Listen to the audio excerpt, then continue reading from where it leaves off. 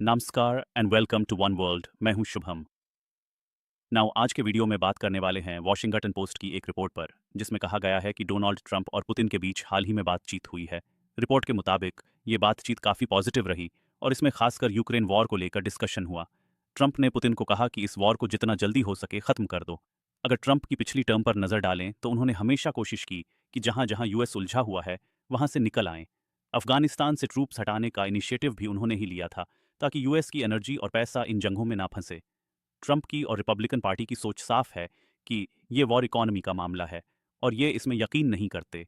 हाल ही में Republican party ने Ukraine को मिलने वाले फंड्स पर रोक लगा दी थी और ट्रंप बार बार कहते हैं कि ये यूएस के टैक्स पेयर का पैसा है जो वॉर पर खर्च नहीं होना चाहिए। हालांकि कभी कभी ट्रंप फ्लिप भी कर जाते हैं।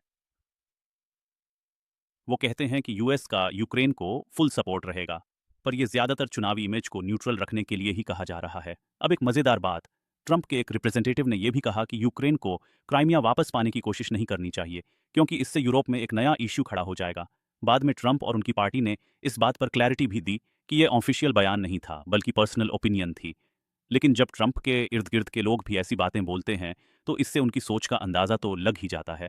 अब ट्रंप के बेटे ने भी इस मुद्दे पर एक पोस्ट किया है जो और भी बातें साफ करता है। वॉशिंगटन पोस्ट की रिपोर्ट के मुताबिक ट्रंप और पुतिन के बीच ये बातचीत पिछले थर्सडे को हुई थी, लेकिन ये पब्लिक में नहीं आई है।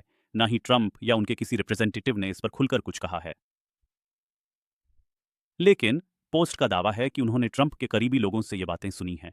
इस बातचीत में ट्रंप ने पुतिन से कहा कि यूरोप में यूएस मिलिट्री की प्रेजेंस के चलते ये वॉर कभी खत्म नहीं हो सकता, क्योंकि रशिया इतनी कमजोर नहीं है कि जल्दी हार जाए और यूएस खुद एक वॉर इकोनॉमी है जिसके पास बहुत बड़ी मिलिट्री है। तो ये एक नेवर एंडिंग प्रोसेस बन सकता है जो हमेशा चलता रहेगा। इसीलिए ट्रंप ने पुतिन से कहा कि अगर वॉर को खत्म करना है तो हमें इसे एस्केलेट नहीं करना चाहिए। एक और इंटरेस्टिंग बात, इस कॉल में एलन मस्क भी शामिल हुए थे, जिनके बारे में ट्रंप कहते हैं कि वे न्यू स्टार हैं। ट्रंप और मस्क के बीच का रिलेशन भी सब जानते हैं, तो मस्क का इस बातचीत में शामिल होना इस पूरे सिनारियो को और इंटरेस्टिंग बना देता है।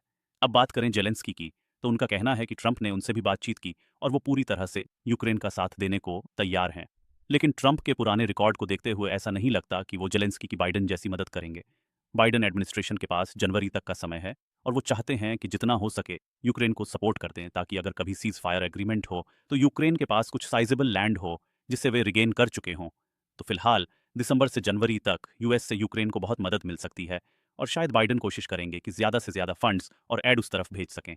दूसरी ओर रशिया ने अब तक इस बातचीत पर कोई ऑफिशियल स्टेटमेंट नहीं दिया है, लेकिन जब ट्रंप इलेक्शन जीते थे तो उनके फॉरेन मिनिस्टर के स्पोक्सपर्सन का बयान आया था कि ट्रंप का जीतना रशिया के लिए पॉजिटिव सिग्नल है।